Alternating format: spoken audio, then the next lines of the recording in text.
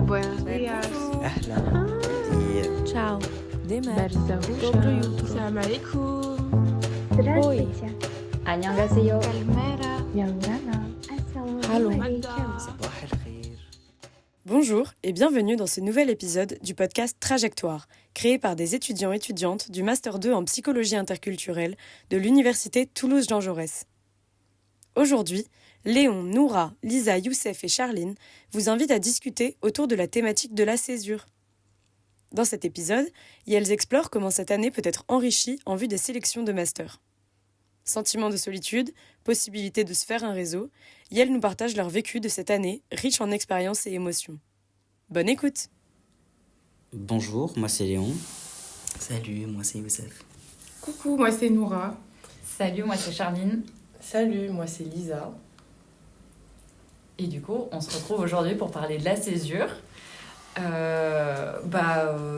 Si vous pouvez évoquer un petit peu ce petit parcours qui est la césure ou grand parcours et ouais, vos expériences, comment vous l'avez vécu en positif, en négatif, on veut tout savoir.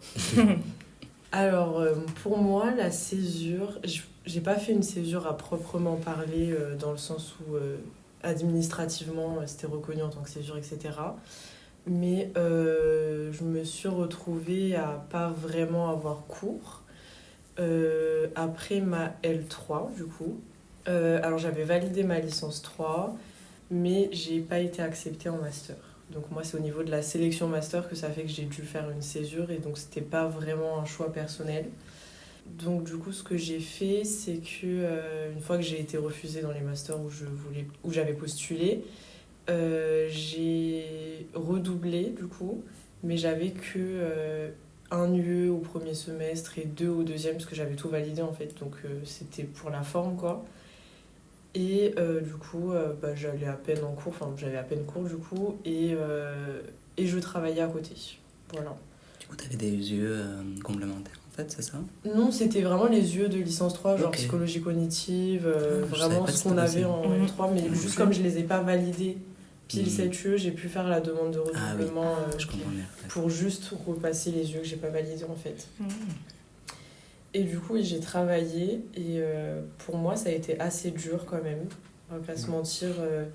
Déjà de devoir accepter qu'après 3 ans de licence, j'ai été acceptée nulle part. Enfin, franchement, sur le moment, c'était terrible. Aujourd'hui, ça va, d'en reparler, ça m'affecte pas du tout. Mais sur le moment, c'était vraiment hyper dur de me dire, si ça se trouve, en fait, ma licence, elle n'aura servi à rien, en fait. Et donc, du coup, ouais, ça a été dur d'accepter et de remplir mes journées aussi. Ça a été hyper dur parce que j'ai fait qu'un job étudiant, donc c'était des 10 heures par semaine, quoi. C'est pas grand-chose. Et ouais, c'était ça le plus dur, ouais, d'accepter et d'être face au vide aussi, quotidiennement. De me poser la question quotidiennement, est-ce que je continue? Parce qu'en soi, j'étais toujours inscrite du coup en licence 3 et j'avais toujours quelques cours, donc j'étais toujours rattachée à la psycho pendant cette année. Mais j'avais aucune certitude qu'à la fin, j'allais avoir un master, quoi. Donc ouais, c'était hyper dur. Et c'est vrai que mine de rien, à l'époque, quand la sélection se faisait au M1, c'était quand même très bloquant, certes, parce que du coup, tu t'arrêtais à une maîtrise. Mais c'est vrai que le fait de s'arrêter à la sélection, que la sélection en master fasse obstacle et que tu peux pas faire grand-chose avec une licence de psycho. Donc c'est un peu... c'est vraiment bloquant et ça participe au stress, quoi. Oui, carrément. Moi justement j'avais regardé qu'est-ce que tu fais avec une licence de psycho, à quel job t'as le droit, en fait t'as rien. Je me suis d'ailleurs tournée vers aide à domicile parce que c'est vraiment la seule chose qui était un peu en lien, qui faisait sens un peu dans mon parcours et mais tu peux rien faire avec une licence de psycho. Ça ferme tout. Ou bien faut changer de discipline et aller faire de l'école. Mais du coup tu recommences écoles. quoi, Ouais, c'est presque. Super. Ouais, voilà. Tu peux pas faire grand chose. C'est clair. C'est assez dur en fait. C'est surtout que moi je suis sortie du lycée, donc j'ai commencé direct la psycho. J'ai rien fait entre ou quoi. C'était vraiment mon premier truc de toute ma vie où je basais un peu toute ma vie sur ça. Et il y a tout ce fantasme des études, des grandes études, je fais ça, je suis cette voie et donc c'est ok, mais si je suis plus cette voie, j'ai plus rien quoi. Ça me parle parce que moi, c'est pas tout à fait la même chose. Je suis pas partie de l'école pour faire directement psycho. Moi, c'est une réorientation. Mais justement, du coup, c'était tout un projet de réorientation avec 3 ans de psycho, en se disant, ça se trouve, après, mon projet de réorientation, il tombe à l'eau parce que je suis pris nulle part. Et si je suis pas pris la première année, je dois réattendre. Enfin, c'est super stressant, quoi. Ouais, carrément. C'est un énorme enjeu. Ouais, c'est un gros investissement. Après 3 ans, c'est de se dire, c'est plus entre mes mains, quoi. J'ai beau avoir travaillé pendant 3 ans, c'est pas moi qui vais décider ce qui va se passer après. C'est terrible, je trouve. Je sais pas pour vous, mais moi je me rappelle pendant la L3, il y avait certains enseignants qui me disaient oui, certains d'entre vous ne finiront pas psycho, c'est bien de préparer un plan B. Moi j'étais mais je fais pas de plan B. Ah ouais, complètement. Et du coup, comment vous l'avez investi justement cette césure pour quand même comment dire, dans une certaine volonté de s'accrocher, etc. Comment vous avez réussi à investir un peu cette année de blanc alors que du coup on est terrassé par plein d'autres choses autour Pour moi, au début, comme je l'ai dit, c'était hyper dur d'accepter. Et puis ensuite, j'ai plus, je pense, été dans le déni. Dans le déni, en mode je continue d'aller en cours, je continue mon job. Et en plus, je viens de loin, donc j'ai fait la Réunion, Toulouse, donc je suis là dans tous les cas, donc autant continuer. Et dans le déni en fait total de plus tard, c'est pas moi qui décide. Et après, j'ai fait la sélection master au moment où... Enfin, c'était vraiment très mécanique en fait. Après ça, c'est devenu très mécanique de me dire je fais la sélection master parce que j'ai continué la licence dans tous les cas et c'est ce que je voulais à la base et je vais voir ce qui va se passer. Moi, c'est plus comme ça que je l'ai fait, que je l'ai investi. Il y avait pas tant sur le moment, en tout cas, je n'ai pas ressenti que ça m'a enrichi à un niveau de faire cette césure. Après, oui, mais sur le moment, c'était mécanique, quoi. J'étais en mode, faut que je le fasse, donc je le fais. En ce qui me concerne, peut-être, je te rejoins un peu il y a des ressemblances. Pour ma part, en L3, j'avais combiné un service civique. C'était l'année aussi du Covid, où il fallait aussi les sélections. Et ces temps-là, pour entrer en en Master PI, il fallait au moins la moyenne sur l'UE en clinique, enfin une UE. Et je ne l'avais pas. Et donc pour moi, c'était, si je ne vais pas en PI, je vais nulle part. Et d'autant plus qu'il y avait donc, ce service civique en parallèle. Donc j'ai eu ma licence, mais pas la sélection. Il a fallu que je m'inscrive en prépa diverse pour justement m'accrocher au système. Oui, je suis carrément dans le déni aussi de ne pas avoir été sélectionnée. Et même, j'ai même pas pu déposer parce que c'était un critère de sélection. Donc j'ai fait de prépa diverse, psycho, de la délinquance, peut-être que. Ça m'a pas forcément apporté grand-chose, ne serait-ce que le rythme, je l'ai gardé. Je faisais aussi du bénévolat. Et après, j'ai retenté, échec. Et donc là, j'ai entamé une césure où je l'ai investie dans le professionnel, puisqu'on m'a dit qu'il fallait que j'ai d'autres apports plus pratiques que la théorie.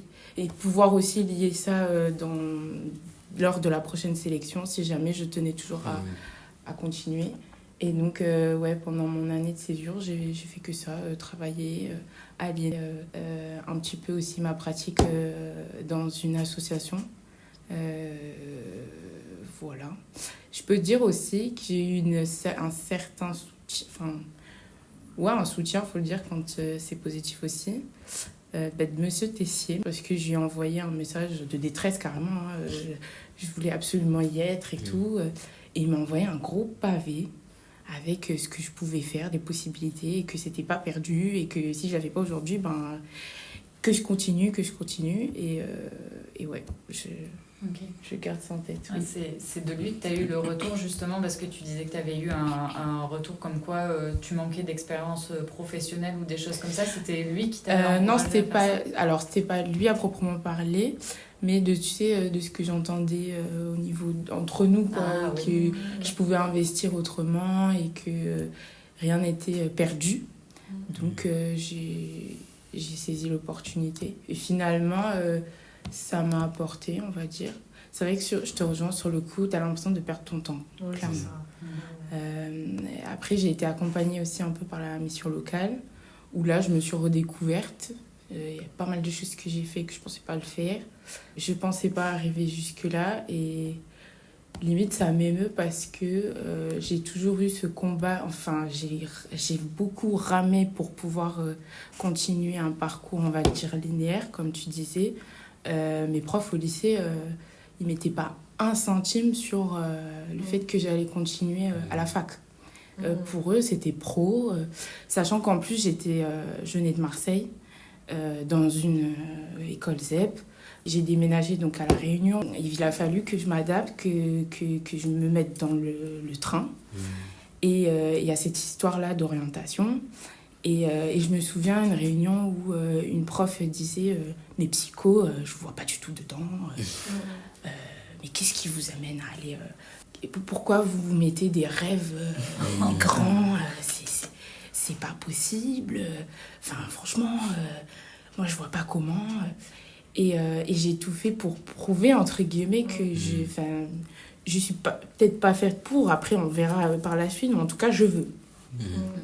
Et ouais, et les réunions, c'était... Enfin, vous savez, les réunions trimestrielles, c'était toujours négatif. Ouais, non, elle, pas possible. Non, on la voit pas du tout psycho. Ah, psycho avec un 9 en maths, ça va pas. Et les délégués qui n'osaient pas forcément me dire tout ce qui s'était dit en conseil. Mais aujourd'hui, ouais, c'est une grande revanche sur ce que j'ai pu vivre. Voilà. C'est très beau. Mais je te rejoins vachement, ouais. Parce que je trouve que pendant l'année de césure, t'es un peu seule, quoi. T'es un peu, surtout quand tu l'as pas décidé, je pense. Après, je peux pas parler pour les gens qui ont décidé, parce que j'en sais rien de ce que ça fait, mais en tout cas, quand t'as pas décidé de faire ton année de césure, t'es un peu seule, personne t'accompagne. T'as pas toujours des profs qui te relancent, et même t'oses pas forcément aller vers les profs. Enfin, pour ma part, je sais qu'on m'a dit plusieurs fois, mais envoie un mail au responsable de master, dealer, etc.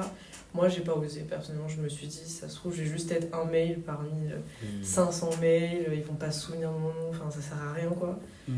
Donc, ouais, t'es vachement seule et t'es face à toutes tes angoisses, comme toi, du lycée, où on t'a dévalorisé. Enfin, personnellement, moi aussi, on m'a vachement pas cru en moi. Donc, moi aussi, je le vis comme une revanche vers mes profs du lycée. Regardez-moi, je suis vous y croyez pas. Enfin, j'ai réussi. Mais ouais, c'est vrai que t'es face à tout ça, quoi. T'es seule et tes angoisses. C'est marrant parce que moi, ça diffère vachement du coup. Parce que moi, pour le coup, c'était plutôt un choix, la césure. Parce que du coup, ma L3, je l'ai faite en 2 ans. La première année, pour des raisons perso, je ne l'ai pas du tout faite, donc je l'ai refaite la deuxième année. Et encore la deuxième année, j'ai dû la commencer en cours de route. Ce qui fait qu'au premier semestre, je n'avais pas toutes mes notes. Et du coup, forcément, pour la sélection, c'était mort, quoi. Donc je me suis dit, bon, l'année prochaine, c'est sûr que je ne vais pas pouvoir candidater en master. Pas grave, je vais faire une césure. Et à l'époque, on faisait les stages, pas forcément avec un psychologue. Donc je l'avais fait avec une tatoueuse, tarot-thérapeute. Et c'était trop bien. Mais pareil, je me disais, bon, c'est pas forcément... Il n'y a pas une expérience avec un psychologue, ce qui pourrait aussi m'aider pour le dossier de master. Donc je me suis dit, bon, c'est pas grave, je vais faire une année de césure. Et d'ailleurs, bizarrement, moi, j'étais pas du tout seule pendant mon année de césure parce que du coup... C'est là où d'ailleurs je t'ai retrouvée, Noura, parce qu'on s'est retrouvés dans la même asso et que j'ai connu aussi Elisabetta et que j'ai pu échanger avec d'autres personnes qui étaient aussi en M1 à l'époque du coup. Donc en fait, finalement, je me suis constitué un réseau à ce moment-là et on a même un peu candidaté ensemble. Il y avait... je l'ai pas si mal vécu. Le premier semestre, j'étais complètement engagée dans l'asso. C'était super cool d'avoir une expérience un peu plus proche du milieu vers lequel je veux aller et qui m'a vraiment confortée dans mon choix de faire psycho. Le deuxième, j'ai déménagé, j'attendais un bébé aussi, donc c'était très compliqué, ce qui a fait que pour le coup, mon entrée en master, j'étais trop heureux d'avoir été en master, mais par contre, c'était trop difficile parce que mon fils était trop petit, j'avais ce truc j'habite aussi très loin, donc c'était très très fatigant, mais bon, j'étais rentrée en master et J'ai connu des gens super cool. Et puis j'étais sûre surtout de devenir psy, quoi, que ça n'a pas été pour rien, tout ça. Et finalement, ça fait quand même vachement écho, tout ça, à la persévérance. Enfin, même quand ça se passe bien, il faut persévérer, il faut toujours regarder en fait son objectif qui est du coup viser le titre. Et c'est fou comme ça fait écho quand même à plein de choses de nous et de nos parcours et que ça vient heurter aussi d'une certaine façon la façon dont on se perçoit. Et donc c'est pas simple. Et franchement, bravo à vous déjà. et je voulais revenir sur un point qui était que je pense que c'est important d'éclaircir. Tu parlais tout à l'heure de préparations diverses. Peut-être que ça peut intéresser des étudiants qui justement peuvent être en césure et qui, ou qui projettent de la faire et peut-être d'essayer de meubler cette année-là en vue des sélections prochaines. Qu'est-ce que tu peux en dire ? Alors, c'est une copine à moi qui m'avait du coup conseillé de m'inscrire dans une UE, du coup ouverte aux préparations diverses. Et donc de bénéficier toujours du système scolaire, notamment tout ce qui est bourse, etc. Et en plus, en restant dans le système, il y a ce truc de tu restes en contact avec les étudiants, tu peux même aller voir les profs, tu as la messagerie, etc. Et donc ça se fait au moment où il faut s'inscrire soit en licence ou en master. Mais je crois qu'il y a des onglets, c'est bien expliqué sur le site, bizarrement. Moi, j'ai pas eu de problème. Et en fait, tu es toujours en L3 par contre, mais en prépa diverses. Voilà, c'est ce qui change. Et après, oui, il y a toujours ce système-là de notation avec les examens, etc. Là, pour ma part, la psycho de la délinquance, du coup, c'était que des CM. Il n'y avait pas forcément de TD. Il fallait être là et c'était un examen sur table. Voilà. Et tu peux prendre combien d'UE du coup en préparation diverse? C'est qu'une seule? Non, justement, il y a un quota. Je te mentirais si je te dis le nombre. mais il y a un quota. Il était restreint, me semble-t-il, parce que pour le coup, les choix aussi des UE, ils sont... Okay. Voilà, il faut kiffer. C'est spécifique, quoi. C'est ça, c'est spécifique. Okay. Et du coup, l'avantage en fait des préparations diverses, c'est quand même de montrer qu'il y a une note derrière. En comparé quand tu es en candidat libre, c'est du coup tu sais, même si tu fais en auditeur libre, tu n'as pas de notation, tu assistes au CM. C'est pour ça, quand j'ai travaillé cet été à la fac, il y avait beaucoup de personnes qui c'était souvent des L1 en fait, qui voulaient s'inscrire en L1 et qui n'avaient pas pu en fait s'inscrire. Et ils souhaitaient du coup se mettre en auditeur libre, mais le problème c'est que au vu d'une sélection, c'est pas un truc que tu peux vraiment montrer puisqu'il n'y a pas de note à la fin. Alors même si tu as été assidu au CM, comme il n'y a pas en fait de notation, c'est bon à savoir en vrai que les préparations diverses existent. Je sais que c'est pas un truc qu'ils en parlent beaucoup parce que il y a du monde déjà dans les CM et et tout. Donc pour des questions de place, je pense que c'est pas tout le temps évoqué, mais c'est important de le savoir quand tu passes quand tu galères et que tu sais pas comment caler cette année, que tu vas être obligé de te farcir.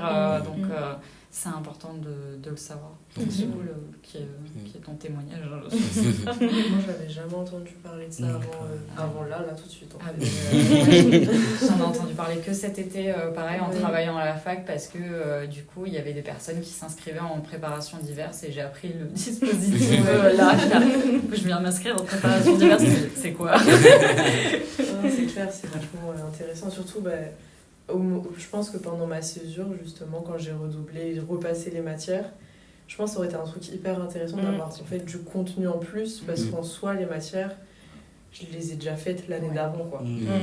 J'ai rien appris de nouveau, quoi. Donc, c'est vachement cool. Et c'est un truc qui est utilisé aussi par les personnes qui ont fait, par exemple, une VAE, donc du coup une validation d'acquis, pour du coup rentrer directement en L2, et donc qui n'ont pas eu des UE, qui ont validé automatiquement des UE de L1. Et généralement, ces personnes-là, des fois, pour attester quand même d'une certaine prime des UE qu'ils n'ont pas fait en fait aussi pour Ok. équilibrer un peu. Donc il y a des moyens de quand même d'enrichir un peu son dossier en vue des sélections et voilà Ouais. quoi. Franchement, ouais. Bah, du coup, je parle juste de la césure, effectivement, pour les stages. Il faut savoir que ce qui se passe, c'est vraiment comme en L3. C'est toujours la même personne qui est responsable des stages de L3 qu'il faut contacter pour ce cadre-là. Et moi, en plus, à la fin, j'avais fait le truc classique de la L3. J'avais fait un petit document de synthèse de ce que j'ai appris et tout. Et je crois que la personne qui l'a reçu était là, ok, merci, mais il n'y avait pas besoin. Visiblement, t'as fini ton stage, c'est bon, basta. Hein. Mais du coup, voilà, on est super bien suivi aussi pendant la césure pour ça. Ouais. La personne est super réactive, très rapide. Ah, c'est cool. Ouais. Ben écoutez, je pense que le mot d'ordre, ça va être la persévérance Clairement. et la motivation. Aussi Vraiment, la résilience aussi. Ouais, complètement. Vachement de résilience. Montrer de quoi, en effet. Ouais. Ouais, pour les dossiers, master, ouais. C'est ça qui a fait la différence, je pense. Pour ma part, en tout cas. Après, je sais pas. Ouais. Oui, c'est vrai, ouais. Que ça aide à essayer de se démarquer quand même pas mal dans cette foule où on est très invisibilisé en CM. Donc ouais. Et peut-être un petit mot sur si la reprise, comment ça s'est passé, Pour ma part, la reprise, moi, je pense que ça s'est passé un peu comme une rentrée comme les autres. Ouais.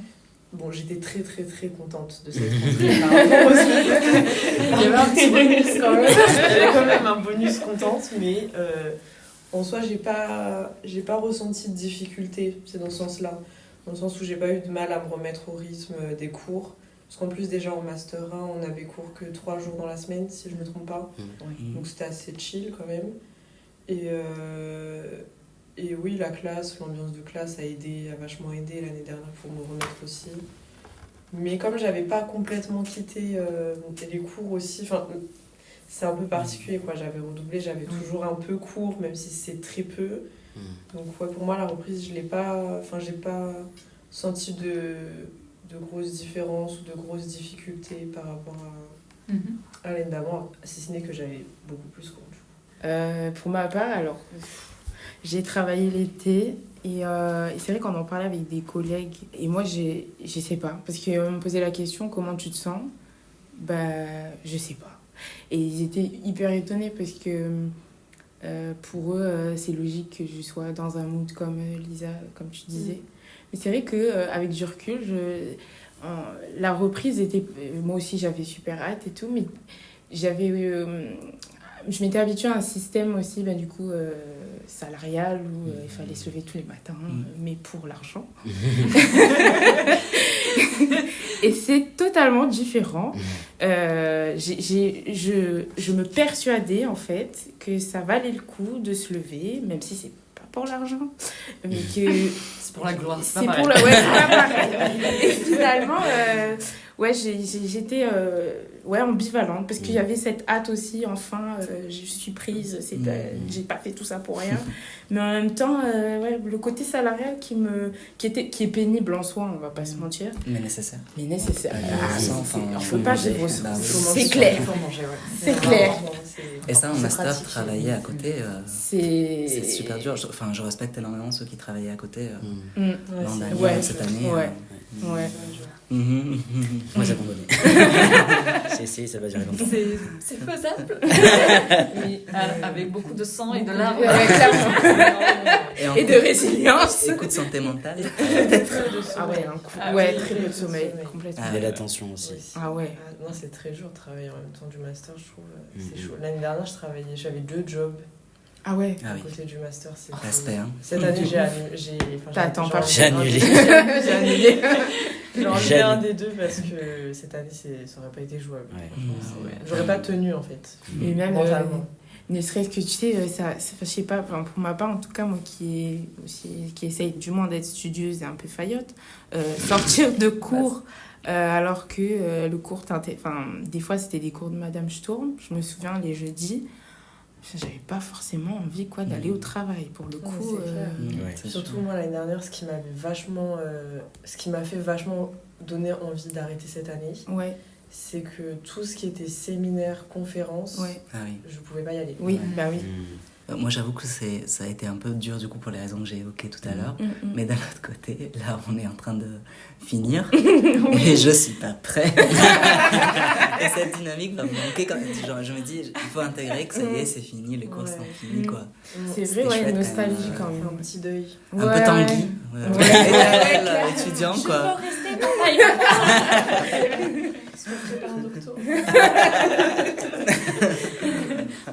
Ouais, il y a une nostalgie. Plein d'émotions en même temps. Ouais. Après, il y a plein de manières de le continuer, C'est d'autres sûr. formes qui sont peut-être Plus chill. meilleures. Mais c'est quand même la fin d'un oui. parcours, quoi. La fin d'un cycle aussi. Ouais, donc, c'est sûr. Ben, merci beaucoup. Bah, merci Merci à vous. Est-ce que vous avez un petit mot pour des étudiants de cette année de L3 qui passent leur sélection J'ai un truc là On dans dit la tête. 3, 2, 1. Courage. Courage. Non, force à vous, hein, franchement. On n'est pas ensemble le soir. Résilience. On est avec vous. Ouais, résilience. Résilience. c'est un Parce bon qu'on trouve toujours. Après le trauma. Noura veut dire une bêtise. Vas-y. Vas-y. Est-ce que c'est Et ouais, faut être fort. Hein. Faut trouver une deuxième option si jamais. Prévoyez votre plan B. C'est triste, mais. Si jamais, ouais, éventuellement, si ça commence à faire long et que. C'est pas du tout pour, mais j'ai des amis qui sont partis en Belgique. Hein. Oui. Parce que, Il y a des alternatives. si vraiment c'est dans le sang, cette envie de faire psycho, il y a toujours des solutions. Il y a toujours des solutions. Ouais. C'est dur, mais. Et puis des fois, je trouve qu'accepter le plan B, je pense que ça peut te donner accès. Tout comme moi, la césure où c'était pas du tout un choix et que je le voyais mal. Au final, ça m'a donné accès au master. Donc peut-être que faire une pause de 1 an ou faire autre chose pendant 1 an, ça peut que être enrichissant en vrai. C'est sûr. Voilà. C'est douloureux, mais ça peut être Voilà, c'est ça. Ouais. C'est un dur sur le tremplin moment, pour mais le master. Ouais. avec le recul, après, ça peut le faire. Et ça peut permettre de mûrir certaines choses qu'on n'a pas eu le temps de Oui, mûrir aussi, oui. en Oui, licence clairement. aussi. Hein. Surtout en psycho, je trouve que la temporalité, Ouais. finalement, plus on est Oui. mûr.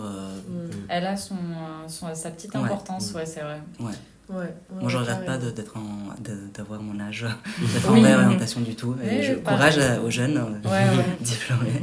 Mais c'est ok de prendre du temps et de redoubler ou de C'est ça. Oui. faire prépa diverses ou de faire franchement. plusieurs années de césure Je quand c'est pense que nécessaire. C'est important ouais, de finir là-dessus, en fait, de finir sur que c'est important aussi. Et on n'est pas nul, c'est pas inutile, ça fait partie du chemin aussi, et si ça doit mener après à la sélection, tant mieux, il vaut mieux que ça se fasse C'est comme clair. ça. Ouais. Je pense que c'est bien. Carrément. Tout Et petit puis- truc. Pardon, Ouais. Lisa. Ok, je voulais dire pour les jeunes surtout qui sortent du lycée et qui ont enchaîné direct avec la fac, c'est qu'une fois qu'on arrive, en licence, on n'a pas de contact vraiment avec les autres étudiants, quoi. C'est amphi et même les TD, on est 40 dans la salle, t'as pas de contact. Mais une fois qu'on arrive en master, je trouve qu'on se rend vachement compte qu'en fait, le parcours lycée, licence, master, c'est pas un parcours en fait finalement que tout le monde a à la fac. Et bien au contraire, c'est beaucoup plus riche que ça. Il y a des gens comme toi, qui font des reprises d'études, qui se réorientent, qui font des changements de métier. Il y a plein de gens différents. Et je trouve qu'il ne faut pas se culpabiliser s'il y a eu besoin de refaire une année, de faire une pause. Totalement.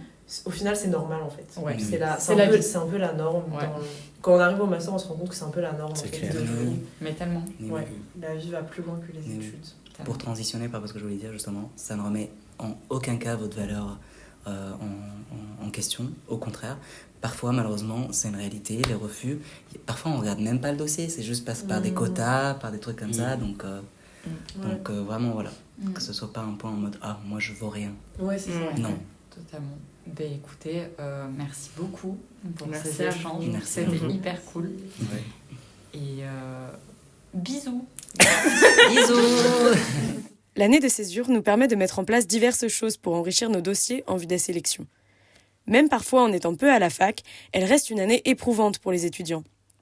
Il est alors important de garder ses objectifs en tête, persévérer. Bon courage à tous les étudiants et merci de votre écoute. Est-ce que c'est bon pour vous ?